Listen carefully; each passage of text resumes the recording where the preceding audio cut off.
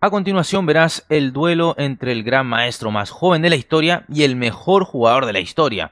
Un duelo con historia. Y repito historia por tercera ocasión, y es que esto es historia. Ya pelearon por la corona mundial en el año 2016 en un match súper igualado.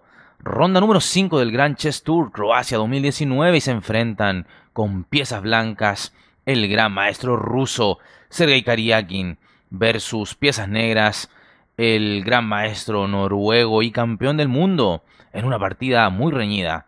Piezas negras entonces para Magnus Carlsen.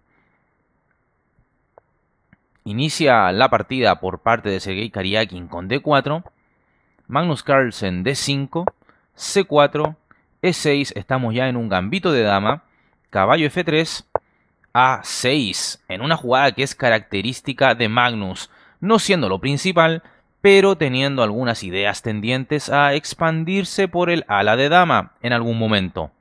Sin embargo, lo más habitual acá es jugar caballo F6 y tras un caballo C3, alfil E7, llegamos así a posiciones estándar del gambito de dama declinado. Volviendo a lo jugado en la partida, A6, siguió el juego con C por D5, E por D5, caballo C3 y H6. Y es interesante cómo hasta ahora Magnus no ha desarrollado ninguna pieza. Gusta el campeón del mundo de ser rupturista respecto a la teoría de aperturas. Esto podría prevenir un alfil G5, por ejemplo. Alfil F4, caballo F6, E3, alfil D6 proponiendo el cambio de alfiles, alfil E5. Karyakin no desea cambiar alfiles, sino mantenerlo, o bien provocar algún cambio de pieza pero bajo sus condiciones. Esto es, instalando un caballo o peón en E5. Alfil E6. Mencionar que la jugada C6 es otra realizada en diferentes partidas. Y su idea es sostener al peón de D5 con firmeza, sin definir aún dónde podría saltar el alfil de casillas claras. Retornando a lo jugado en la partida, alfil E6 por parte de Magnus, dama B3, aprovechando que el alfil de casillas claras de Magnus ha definido muy pronto su lugar en el tablero. Entonces el ruso aprovecha de tocar la debilidad de B7. Ahora, la pregunta para ustedes es, ¿cómo defender ese peón de B7? Bueno, Magnus lo hace de manera curiosa, con la jugada torre A7 que luce extraña, porque no parece una casilla natural para la torre. Sin embargo, estamos hablando de Magnus Carlsen. Bien podría estar pensando en hacer jugar esta torre por la séptima fila según vayan avanzando los peones, o simplemente volver hasta la casilla A8 si esto no se logra concretar. Es menester indicar también que la jugada B6 era perfectamente posible. Pero bueno, en la partida tenemos este torre A7, alfil D3, alfil por E5, caballo por E5, enroque, enroque, caballo B D7. Y ahora, ¿qué hacer con blancas? Bueno, Sergei decide dar soporte a su caballo con una jugada que debemos entender es temática en este tipo de posiciones. Esta jugada es F4, soportando, como dije, a su caballo D5, apoyándolo, pero también con la seria amenaza de F5 que ganaría el alfil de las negras. Ojo ahí. Magnus juega C5 y es importante golpear el centro blanco, pero además generar esta amenaza de el avance C4 que pincharía a la dama y al alfil de las blancas. F5, quizás la única opción de complicar la partida y buscar iniciativa.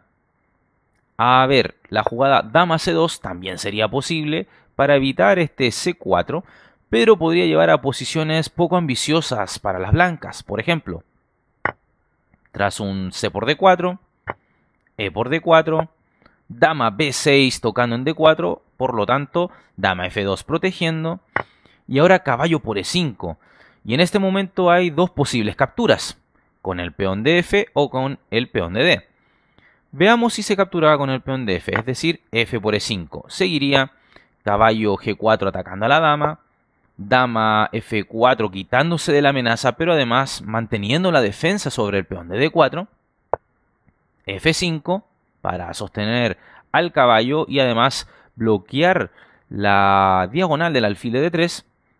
Entonces se podría capturar al paso, E por F6, y ahora torre a A8. Fíjate que no es posible un peón por peón, es decir, un F por G7 debido a torre por dama, torre por F4. Entonces, con esta jugada de torre a A8, la posición no sería clara. Y la otra continuación sería capturar con el peón D en E5. Es decir, D por E5, pero seguiría dama por F2 jaque, torre por F2, D4, caballo E4, caballo por E4, alfil por E4 y adiós iniciativa. Entonces, desde ahí opino yo que esta jugada de F5 complica un poco más la cosa. O al menos es la intención de Karjakin. Bueno, el noruego, como su alfil ya está atrapado, tiene que hacer algo para también pinchar otra pieza del oponente y por tanto juega C4 que amenaza a la dama y amenaza al alfil. Karjakin retira a su dama, dama A3. El noruego juega C por D3, ganando pieza, pero el ruso la recupera inmediatamente con este F por E6. Sigue la partida F por E6, vemos cómo se ha abierto la columna F. Caballo por D3. La torre ya no tiene nada más que hacer ahí en A7. Así es que decide jugar torre A8. Dama D6.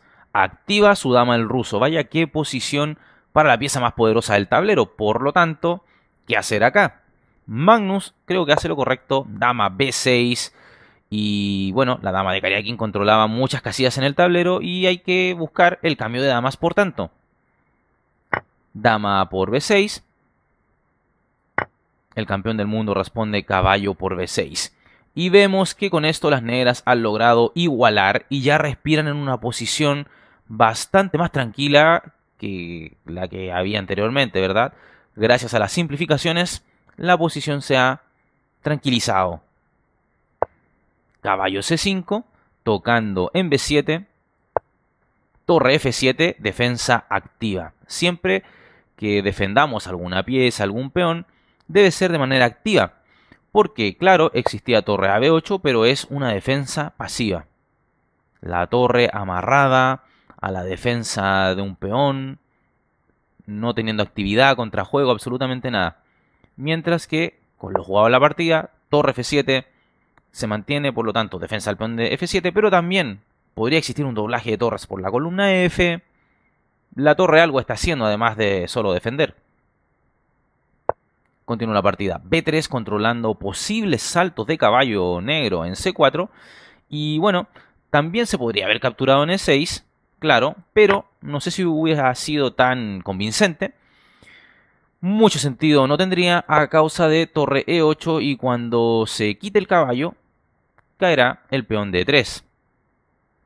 Desde ahí entonces, el blanco, Sergei Karjakin, busca contrarrestar posibilidades para las negras. Así es que B3.